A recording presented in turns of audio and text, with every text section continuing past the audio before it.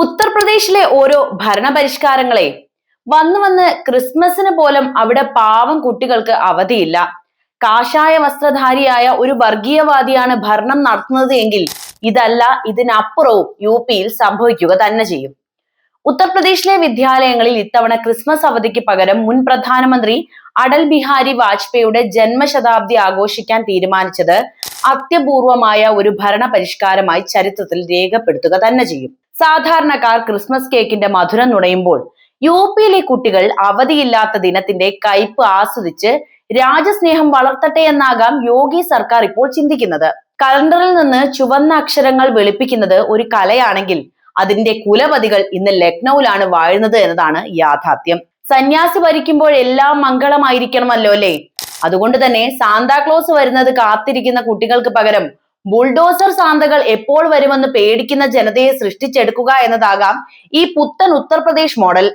ക്രിസ്മസും ഈദുൽ ഫിത്തറും ഒക്കെ കലണ്ടറിൽ നിന്ന് മായ്ച്ചു കളയുന്നത് അപരവിദ്വേഷമല്ല, മറിച്ച് കലണ്ടറിന്റെ നിറം മാറ്റാനുള്ള ഒരു സൗന്ദര്യവർദ്ധക പരീക്ഷണം മാത്രമാണെന്ന് ഇവർ നാളെ പറഞ്ഞേക്കാം. പുണ്യപുരുഷന്മാർ ഭരിക്കുമ്പോൾ ആഘോഷങ്ങൾ വീടിനുള്ളിൽ ഒതുങ്ങുന്നതാണ് നല്ലതെന്നും സാരം. അടൽജിയുടെ ജന്മദിനം ആഘോഷിക്കുന്നതൊക്കെ നല്ല കാര്യം തന്നെ, പക്ഷേ അത് കുട്ടികളുടെ അവധി കവർന്നെടുത്തുകൊണ്ടാകണമെന്നത് ഒരു പ്രത്യേക തരം ജനാധിപത്യ രീതി തന്നെയാണ് കേട്ടോ. അപരവിദ്വേഷം എന്നത് ഭരണസിരാ കേന്ദ്രങ്ങളിൽ ഒരു പാഠ്യ പദ്ധതിയായി മാറുമ്പോൾ അവിടെ സമാധാനത്തിന്റെ വെള്ളരിപ്രാവുകൾക്ക് പകരം വിദ്വേഷത്തിന്റെ കാവിപ്പടകൾ പറന്നുയർന്നത് വളരെ സ്വാഭാവികമാണല്ലോ. മറ്റുള്ളവരുടെ വിശ്വാസങ്ങളെയും ആഘോഷങ്ങളെയും ബഹുമാനിക്കുന്നതിനേക്കാൾ വലുതാണ് തനിക്ക് തോന്നുന്നത് ശരി എന്ന വാശി എന്ന് പറയുമ്പോൾ ഇത്തരം നടപടികൾ ഇനിയും തുടർക്കഥയാകുമെന്നതും മറ്റൊരു സത്യം. ക്രിസ്മസ് അവധി റദ്ദാക്കി പകരം വാജ്പേയിയുടെ ജന്മശതാബ്ദി ആഘോഷിക്കാനുള്ള തീരുമാനം യഥാർത്ഥത്തിൽ കുട്ടികളിലെ അവധിപ്രിയത്തെ ഇല്ലാതാക്കി അവരെ കഠിനാധ്വാനികളാക്കാനുള്ള ഒരു സന്യാസി തന്ത്രമാണെന്ന് വേണമെങ്കിൽ നമുക്ക് പരിഹസിച്ച് പറയാം.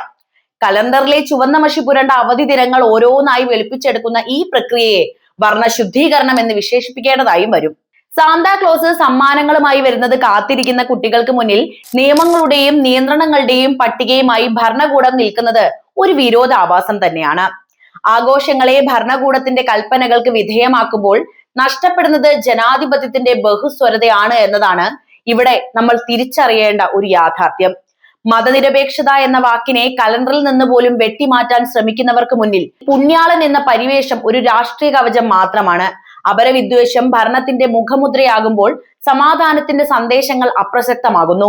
വൈവിധ്യങ്ങളെ ആഘോഷിക്കുന്നതിന് പകരം ഏകശിലാരൂപമായ ഒരു സംസ്കാരം അടിച്ചേൽപ്പിക്കുന്നത് ഉത്തർപ്രദേശിലെ വിദ്യാഭ്യാസ മേഖലയെ എങ്ങോട്ട് നയിക്കുമെന്നത് ആശങ്കാജനകമാണ്.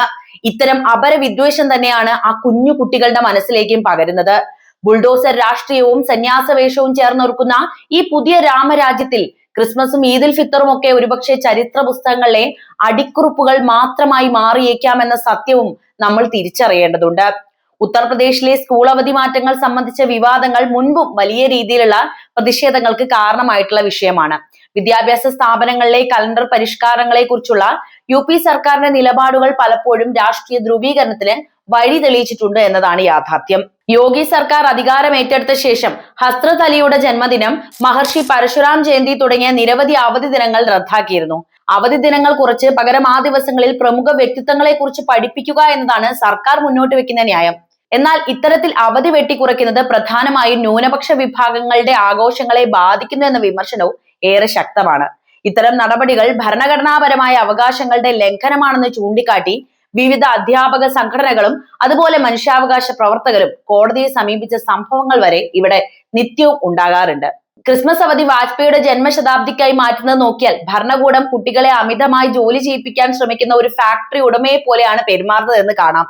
എല്ലാ മതവിഭാഗങ്ങളുടെയും ആഘോഷങ്ങൾ തുല്യമായി പരിഗണിക്കപ്പെടേണ്ട ഒരു ജനാധിപത്യ രാജ്യത്ത് ഒരു പ്രത്യേക വിഭാഗത്തിന്റെ വിശ്വാസങ്ങളെ മാത്രം തഴയുന്നത് സമൂഹത്തിൽ വലിയ വിള്ളലുകൾ ഉണ്ടാക്കാനുള്ള കാരണമാണ്.